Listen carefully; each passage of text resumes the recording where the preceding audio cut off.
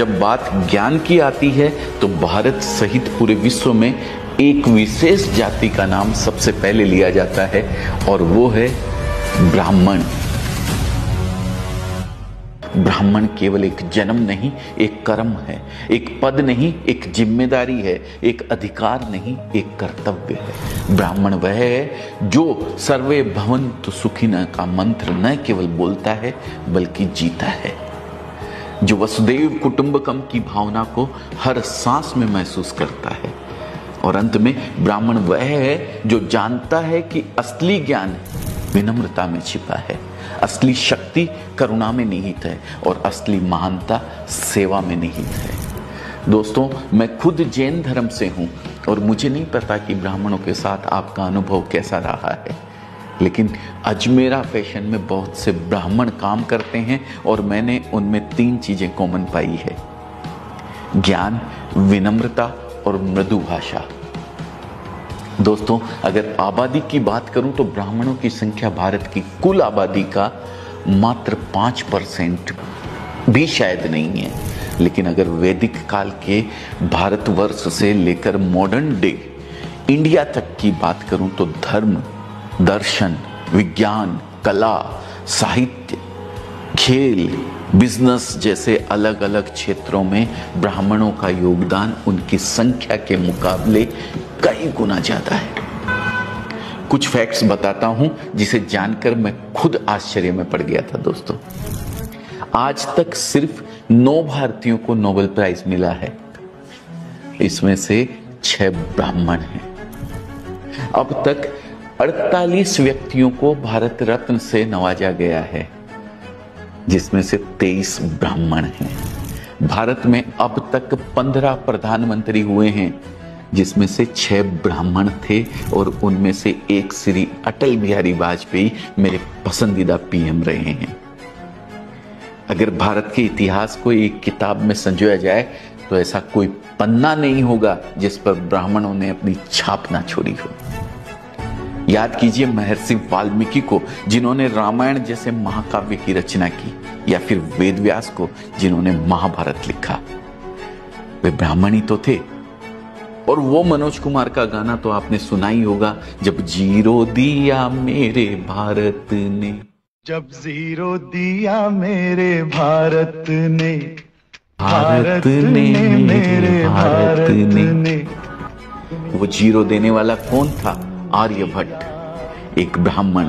और आर्यभट्ट की लिगेसी को आगे बढ़ाने वाले भारत के सबसे महान गणितज्ञ श्रीनिवास रामानुजन कौन थे?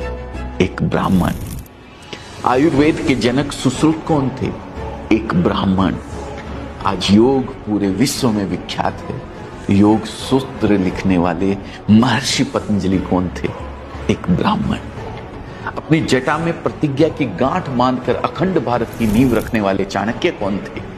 एक ब्राह्मण, जिनके बताए अर्थशास्त्र और चाणक्य नीति का आज भी कोई जवाब नहीं है। हमें यह नहीं भूलना चाहिए कि जब मुगलों ने हमारे ग्रंथों को जलाने की ठानी, हमारे मंदिरों को मिट्टी में मिलाने का प्रयास किया, तब ब्राह्मणों ने विद्या और धर्म की लौ को बुझने नहीं दिया। अपने प्राणों की आहुति देकर भी उन्होंने हिंदू धर्म की जड़ें हिलने नहीं दी। उनके तप, त्याग और संकल्प ने धर्म की रक्षा की और भारत की सनातन संस्कृति को अमरत्व प्रदान किया। पेशवा राजवंश के बाजीराव ने 41 युद्ध लड़े और सभी में विजय प्राप्त की। मुगल साम्राज्य की चूल्हे हिलाने वाले पेशवा एक ब्राह्मण ही थे। 1857 में भी अंग्रेजों के खिलाफ युद्ध का बिगुल ब्राह्मणों ने ही बजाया था। मंगल पांडे, नाना साहब, रानी लक्ष्मीबाई, तात्या टोपे जैसे ब्राह्मणों का बलिदान इतिहास में आज भी अमर है। दोस्तों, भारत के स्वतंत्रता आंदोलन में क्रांतिकारी के रूप में बाल गंगाधर तिलक, चंद्रशेखर आजाद, राम प्रसाद बिस्मिल, राजगुरु, वीर सावरकर, सुखदेव और बटुकेश्वर दत्त जैसे ब्राह्मणों ने अपनी बुद्धि और बल से अंग्रेजों की नींद उड़ाकर रख दी थी। यहां तक कि महात्मा गांधी के गुरु गोपाल कृष्ण गोखले भी एक ब्राह्मण थे। दोस्तों, वास्तव में आज हम जिस महान भारतवर्ष पर गर्व करते हैं, उसे गौरवान्वित करने में बहुत बड़ा योगदान ब्राह्मणों का है। आज कुछ राजनीतिक कारणों से और कुछ ब्राह्मणों द्वारा किए गए भेदभाव के कारण बहुत से लोग पूरी ब्राह्मण जाति को ही कटघरे में खड़ा करने लगते हैं। लेकिन शायद उन्हें यह नहीं भूलना चाहिए कि बचपन से वे जिन पंचतंत्र की कहानियों को सुनकर बड़े हुए हैं, उनसे नैतिक शिक्षा ग्रहण की है, उसे लिखने वाले विष्णु शर्मा एक ब्राह्मण थे। उन्हें यह नहीं भूलना चाहिए कि जिस तेनालीराम और बीरबल की चतुराई ने सैकड़ों बार उनके चेहरे पर मुस्कान बिखेरी है, वो दोनों बुद्धिमान व्यक्ति ब्राह्मण ही थे। और अगर हम समय में आगे बढ़कर आज की बात करें तो भारत में दो चीजें सबसे अधिक पॉपुलर है, क्रिकेट और फिल्म। यहां भी ब्राह्मणों का योगदान आपको हैरत में डाल देगा। क्रिकेट का भगवान कहे जाने वाले सचिन तेंदुलकर एक ब्राह्मण हैं। फैब फोर के नाम से मशहूर सचिन, राहुल, सौरभ और लक्ष्मण, ये चारों ही ब्राह्मण हैं। भारत के महान गेंदबाज अनिल कुंबले, आर अश्विन, श्रीनाथ ब्राह्मण हैं। मौजूदा कप्तान रोहित शर्मा, हार्दिक पांड्या, ऋषभ पंत ब्राह्मण हैं। क्रिकेट से हट के अगर शतरंज की बात करें तो इसे भारत में प्रसिद्ध करने वाले विश्वनाथन आनंद एक ब्राह्मण है। अब मनोरंजन की दुनिया में भी देख लीजिए, भारत की सबसे महान गायिका लता मंगेशकर ब्राह्मण, करोड़ों भारतीयों के फेवरेट सिंगर किशोर कुमार ब्राह्मण, अजय देवगन, पंकज त्रिपाठी, मनोज वाजपेयी, दीपिका पादुकोण, आलिया भट्ट, ये सभी ब्राह्मण।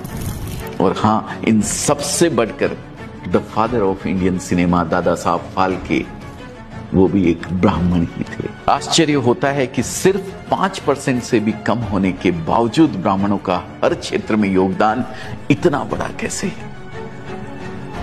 बिजनेस की बात करें तो दुनिया की दो सबसे बड़ी कंपनियां माइक्रोसॉफ्ट और गूगल को चलाने वाले सत्य नडेला और सुंदर पिचाई ब्राह्मण हैं दोस्तों। इन्फोसिस फाउंडर नारायण मूर्ति और पेटीएम फाउंडर विजय शेखर शर्मा ब्राह्मण है दोस्तों। अपनी बात करूं तो अजमेरा फैशन से जुड़ने वाले बहुत से व्यापारी, खासकर यूपी और बिहार से बहुत सारे व्यापारी ब्राह्मण हैं। अजमेरा ट्रेंड्स की फ्रेंचाइजी लेने वालों में भी कई ब्राह्मण शामिल है और उनमें से अधिकतर बिजनेस में काफी अच्छा कर रहे हैं। तो सवाल उठता है कि हम ब्राह्मणों से क्या सीख सकते हैं। मेरी समझ में मुख्यतः 4 ऐसी बातें हैं जो हम ब्राह्मणों से सीख सकते हैं। पहली, ज्ञान लो, ज्ञान दो। ब्राह्मण आज इसलिए आगे हैं क्योंकि उन्होंने शुरू से ही ज्ञान की शक्ति को समझा है। आज भी ब्राह्मण परिवारों में पढ़ाई लिखाई पर बहुत अधिक जोर दिया जाता है। और दोस्तों, ज्ञान के बारे में एक बात प्रसिद्ध है, यह बांटने से बढ़ता है। ब्राह्मणों ने ज्ञान अर्जित करके सिर्फ अपने पास नहीं रखा, उसे दूसरों को सिखाया। हमें भी पहले खुद अपनी स्किल्स डेवलप करनी चाहिए और फिर उसे आगे बढ़ाना चाहिए। दूसरी है निष्ठा और ईमानदारी। इतिहास उठाकर देखा जाए तो ब्राह्मण किंग कम किंग मेकर अधिक रहे हैं।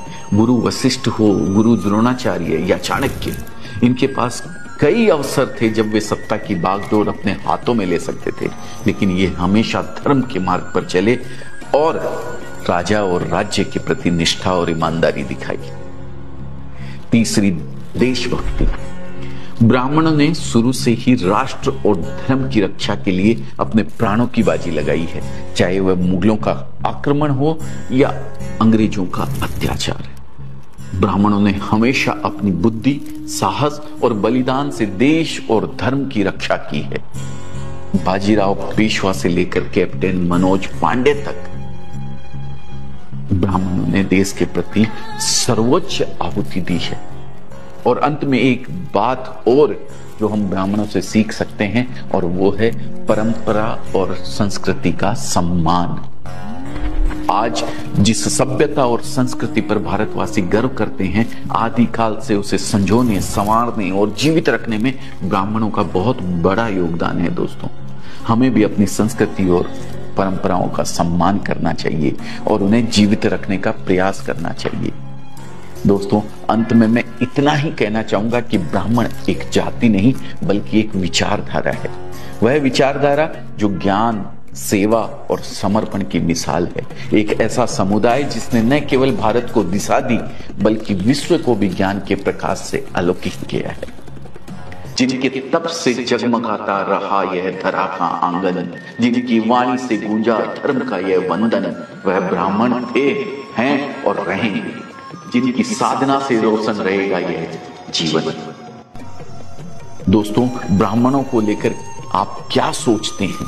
कमेंट में एक बार जरूर लिख के मुझे बताइएगा। साथ ही अगर ये केस स्टडी या जो भी आप समझते हैं इसको पसंद आई हो तो इसे लाइक करना मत भूलिएगा और शेयर कीजिएगा उन लोगों तक जिन्होंने शायद आज तक ब्राह्मण को पहचाना ही नहीं।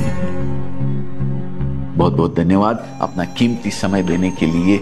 मैं दिल से आपका हृदय की गहराइयों से धन्यवाद करता हूं। जय हिंद, जय भारत, जय भगवान परशुराम।